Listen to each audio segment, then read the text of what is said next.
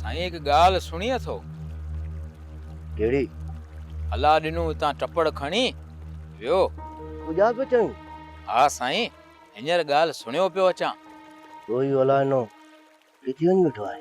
साईं चवनि पिया अला ॾिनो हाजी साहब जे फार्म जे भरिसां वञी वेठो आहे ऐं हाजी साहब जो ख़ासि माण्हू बणियो वेठो आहे।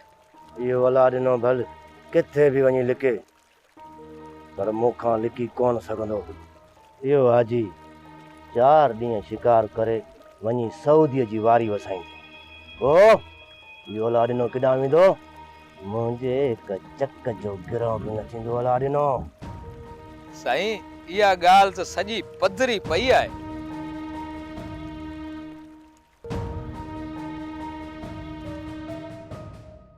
अस्सलाम वालेकुम। वालेकुम अस्सलाम। खुशी खैर? भुला कीअं चोची? आऊं तो वटि आयो आहियां। खैर आहे तुंहिंजा भाग पिया खुलनि। इहो वरी की?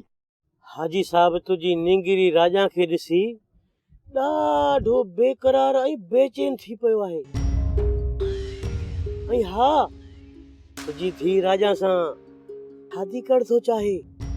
अलाह न, तूं त बाबा वॾो नसीबत वारो माण्हू आहीं जो हाजी साहब जहिड़ो माण्हू तोखे सोरो थो बणाए। अलाह न, तुंहिंजूं 5 आङुरियूं गिह में थियूं ॿुॾनि बाबा। पर अलाह न, पर खे छॾ। माण्हू वियो मरी, इहा पक सम्झ। तोखे न्याणी अॼु न त सुभाणे उथारणी त आहे। अजायो कहीं भींगे जे भर पवंदी। तोखे हाजी साहब जहिड़ो माण्हू किथे कीन मिलंदो? पर हाजी साहब जी उम्र त तूं हाजी साहब जी उम्र खे कोथो ॾिसी?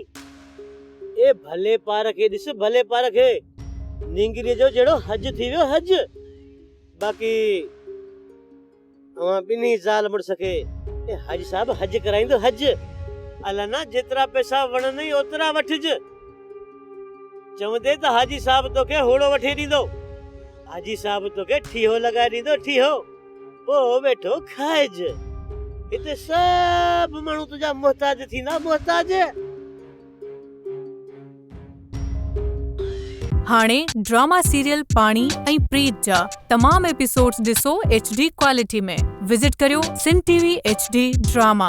सब्सक्राइब कयो असांजो ऑफिशियल YouTube चैनल सिन TV HD ड्रामा ऐं वधीक अपडेट लाइ बेल आइकन खे क्लिक करियो।